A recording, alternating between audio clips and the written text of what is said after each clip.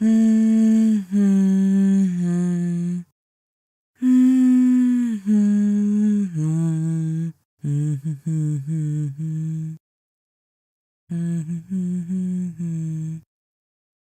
you need is love, love.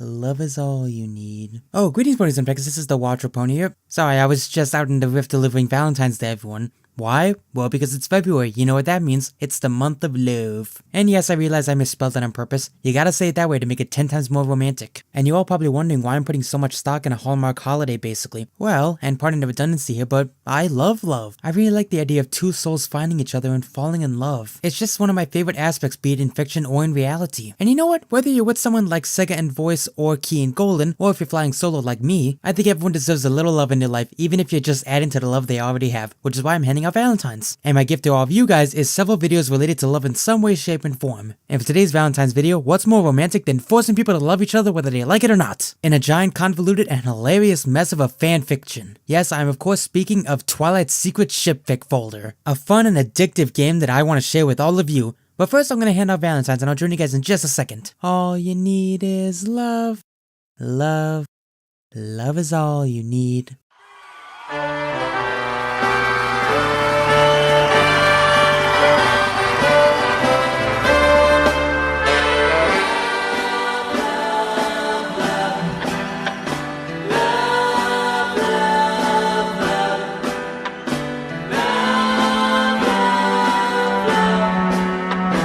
Okay, that's the last of the Valentines. Now onto the review. Twilight's Secret Shipfic folder was a game originally made by Horrible People Games, which for the record is one of the best names for a company ever. Its purpose was pure and simple, to provide a nice fun card game for everyone to enjoy, while at the same time poking fun at one of the biggest aspects of the brony community, in fact any fandom in general, shipping. And right off the bat, they get one of the main aspects of doing a proper shipping right and make it painfully obvious that they love shipping. I mean, just look at the side of this cart. Just this little tiny parody of a nutrition box makes it more than obvious that these guys love shipping. And if it isn't obvious yet that these guys are trying to just have a little fun, look at the bottom of the box.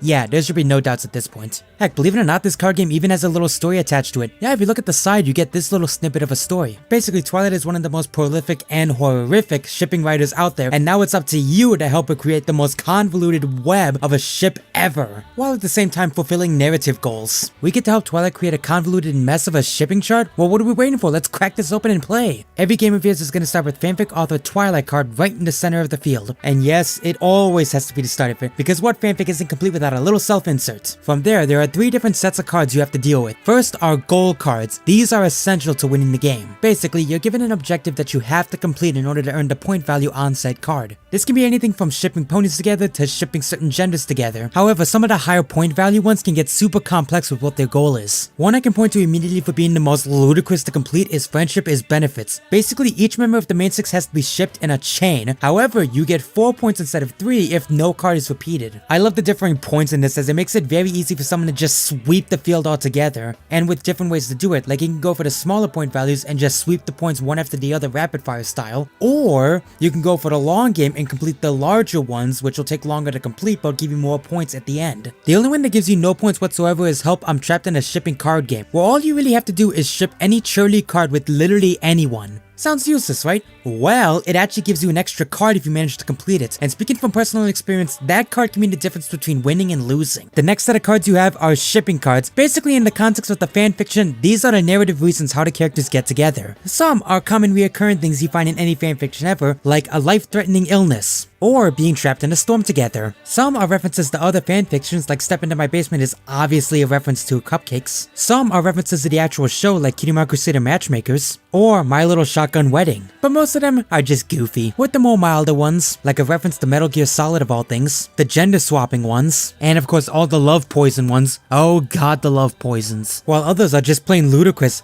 like How to Pick Up Mare's a reference guide, which I should definitely find out where that is. Or how about the reason they met up is because they're from an alternate dimension. No matter how silly these ship cards get, they are downright hilarious. I love these. Hell, not just the cards themselves, but just imagine what it's like when you're actually constructing this fanfiction and these are the reasons they get together. In that way, it's a lot like Dungeons and Dragons or Pathfinder. It's fun in its own right, but as soon as you use your imagination, it's even better.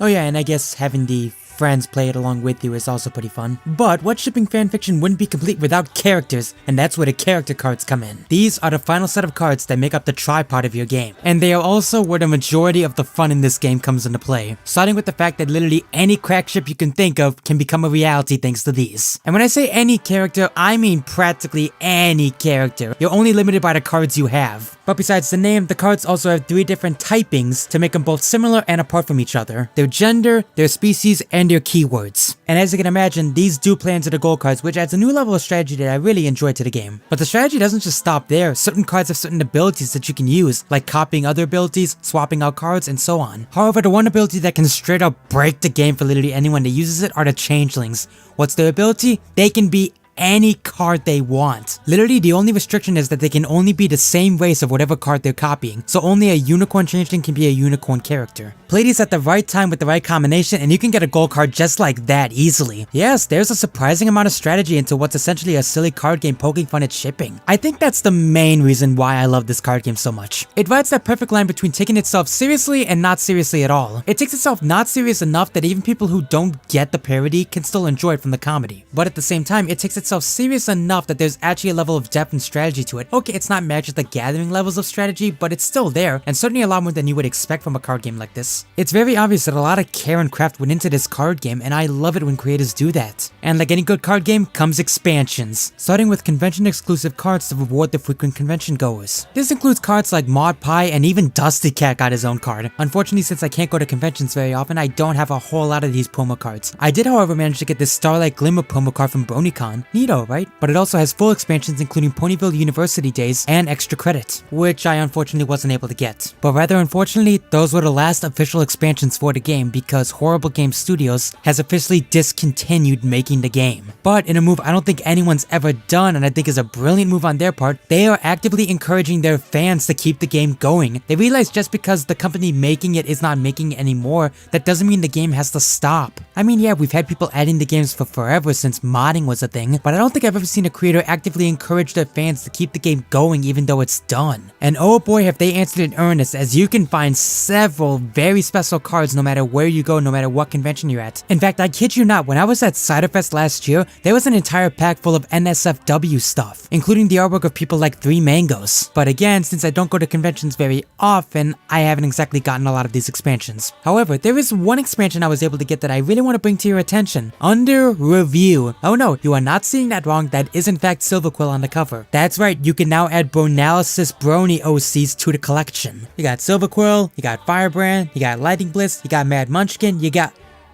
Jeez, they'll give a card to anyone nowadays, won't they? But wait a minute, do you guys not realize what this means? We can now have the ultimate Bronalysis crack ships! In fact, as a member of the Bronalysis community, I am getting started right now! Let's ship Silverquill with Derpyhoos because why the hell not? Let's ship Lightning Bliss with Flash Sentry because Bliss Sentry OTP. Let's ship Toon Critic and Golden Fox together. Tell me that wouldn't be interesting. Oh lord, I'm gonna have so much fun with this tonight. But first for the rating, I'm gonna give this card game a 6 out of 6. It is a ton of fun and I absolutely recommend it. And also, holy crap, I broke 500 subs! I want to thank you all so much for subscribing to me and being my loyal brony brigade. And you know what that means, probably because you're getting sick of it, another straw poll. And don't worry, you guys won't be pressed for time like last time. I'm gonna wait until the end of February to do it. So again, thank you and don't forget to vote. I'm the Ultra Pony, and if you'll excuse me, it's time to do the ultimate ship. Twilight Sparkle with me. Actually hang on, this is missing something. What is this missing? I know! Flutter Rose, Twilight Sparkle, and me. Now, the ultimate ship is complete. I refuse to accept anything besides this is not a dream. What? Curse you, Luna!